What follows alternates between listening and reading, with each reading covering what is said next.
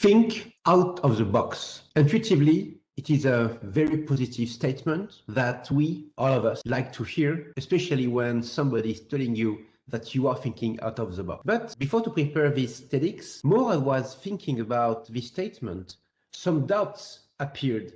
Does it really make sense? By design, we are thinking out of the box. Our thoughts, our reasoning is limitless.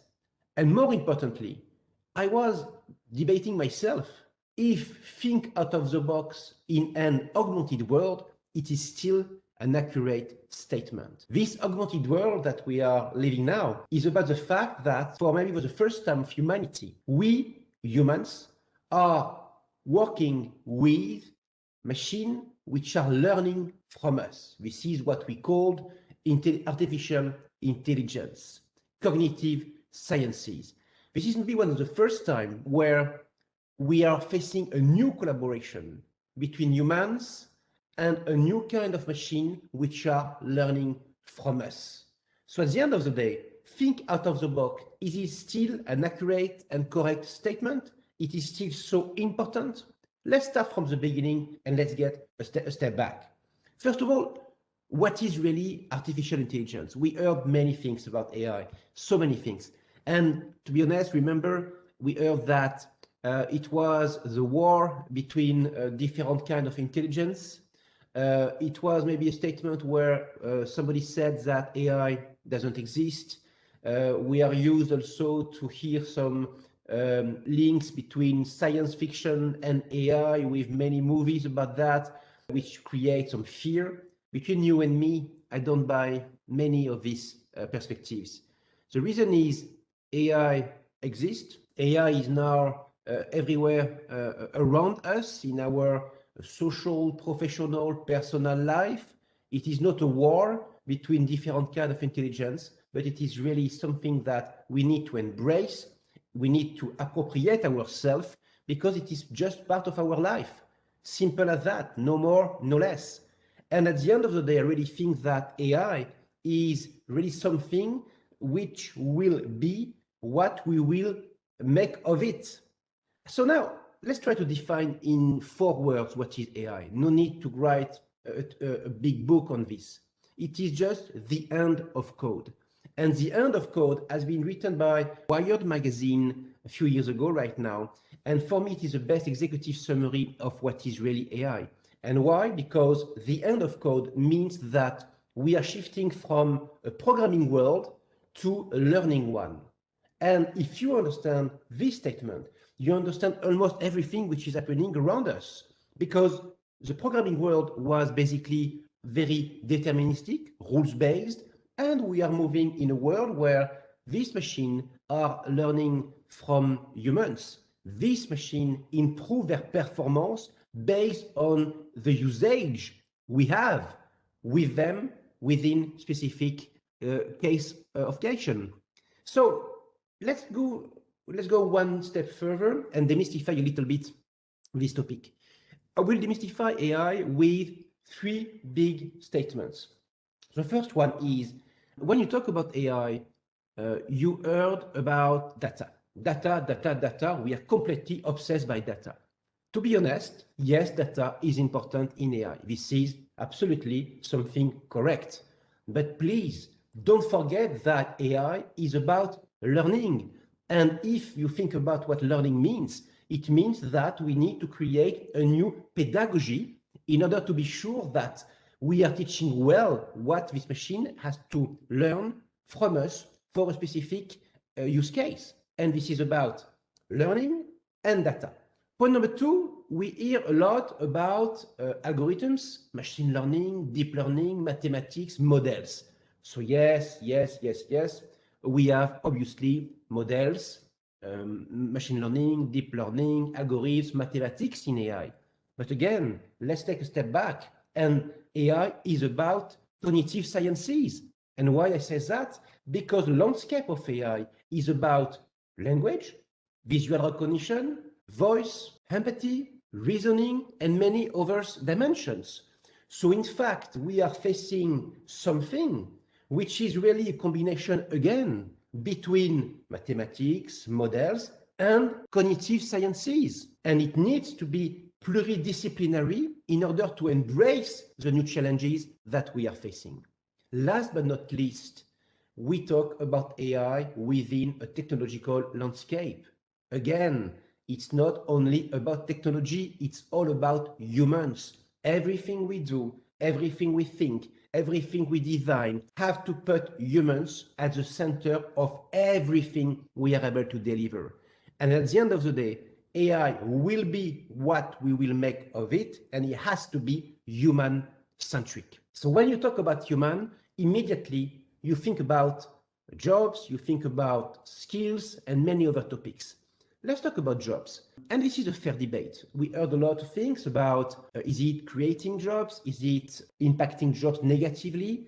Between you and me, I think we can say that both, because yes, we will create jobs. Yes, some jobs will have to be transformed. Yes, some jobs will disappear. But at the end of the day, what I can tell you is 100% of the jobs will be impacted by AI.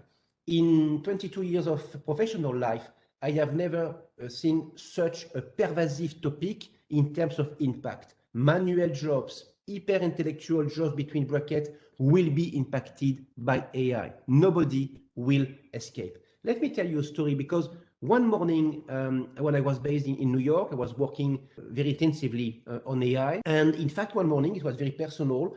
Wake up and I asked myself, what I do, is it the right thing to do for the society? Because I was again delivering many projects, I was able to see the impacts. And in fact, the real question was, is it the right thing to do? Is the impact positive for the society, for the humans, for the men and women around me?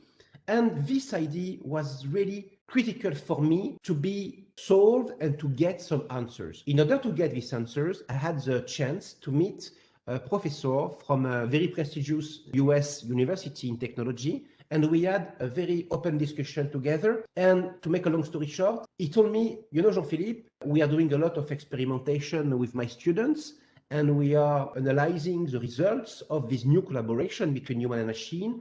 And what I can tell you is the combination of human and machine is always better in terms of performance than human alone or AI alone. This statement, based on evidences, based on experimentation, has been a fantastic relief for me, because it was giving me facts, evidences around something that I was doing in my daily life. But now you can tell me, but Jean-Philippe, do you think that everything is blue sky and everything is positive with AI?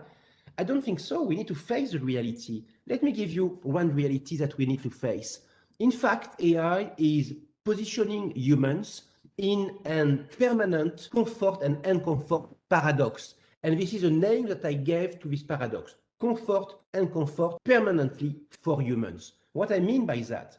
Comfort side is because, in fact, because the systems are much more powerful, it is driving an hyper-personalization of the service. It is driving an hyper-customization of the service, of the recommendation. In fact, it is putting us in a comfort zone, because this system will give us what we want. Between you and me, maybe sometimes even before think about something, we will get what we really want or what we really need. On the other side, and this is a paradox, it is putting us in an uncomfort zone, because this system will bring you something, recommendations, decisions, suggestions that you are not even thinking of. And between you and me, if we are honest with ourselves, sometimes when somebody is telling you that you are not thinking of, sometimes it's not easy to accept. So imagine that a machine is able to do that every day, every hour.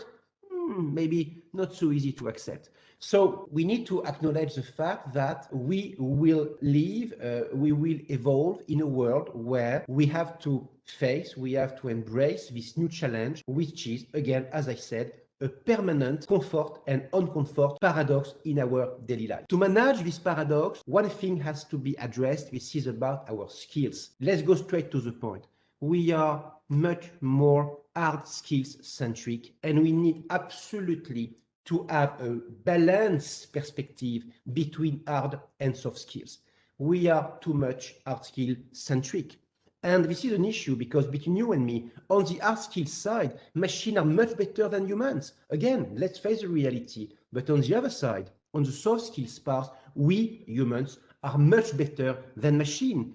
So it is really, again, about a combination of hard and soft skills. Let's be precise. I don't say that you need to give up on hard skills. This is just the opposite. You need to continue to work on your hard skills. It's so important. But in the same time, you need to work hard to develop your soft skills in order to embrace this challenge. Let's do a test right now. How many of you, if you have children, are asking to your boy or girl at the end of the day after the school, how great you got in plastic art, in sport, in music? Not so many. You are always asking the same questions. What grade you got in mathematics? Please, please, please, please, let's stop this. At least you need to challenge your children, and I need to challenge my son in order to make sure that he is good in mathematics, yes, but he's also good in other skills and in other topics, such as music, such as drawing, such as plastic art, and many other topics in order to develop this balanced set of skills, hard and soft skills. Let's move right now to another topic around biases. If somebody is telling you AI has no biases, AI is perfect, AI is magic, he or she is lying to you. It's not magic. Yes, AI and biases are the same sides, are the two sides of the same coin, and we need again to face the reality. And the good news is we need to acknowledge that, we need to identify, quantify, and mitigate this risk. How to mitigate this risk? I don't think the technological answer has to be the only answer. It has to be, again, a combination between technology and humans. And the good news is we know how to make it happen. And one of the lessons learned that I have today so far, after 15 years of AI on the field, is about the fact we need to be diverse, we need to be inclusive, we need to bring pluridisciplinarity team in order to make sure that AI will be the reflect of the society.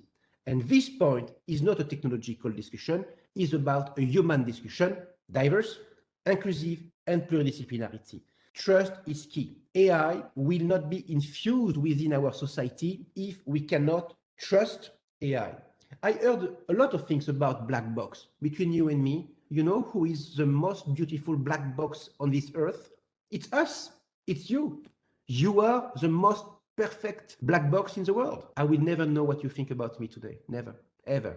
You will never know what I was or what I am really thinking of now. We are super black box. AI, on the opposite, and a little bit provocative.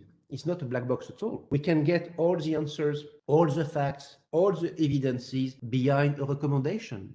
But I have a friend of mine who told me one day one sentence, and I am giving you that as a gift, or at least as a thought. He told me, Jean-Philippe, the ability to track is not really the ability to explain. Tracking is not explaining. I let you this sentence in your mind in order to allow you to think about this sentence and to make your own judgment about this. Last but not least, I'm going back now to the think out of the box. I told you that I had some doubts between you and me. I was wrong, because I really think now that in this specific period of time where AI is and will become incredibly central in our social, professional, personal life, more than ever, we have to think out of the box. It's critical for us to think out of the box in this augmented world. I'm used to say that this new world is like the surf. So in the surf, don't even try to stop the waves. You just need to surf it. So now let's surf this wave. Let's surf AI, and let's again build a positive, constructive, inclusive world with AI. And so please think out of the box. Thank you.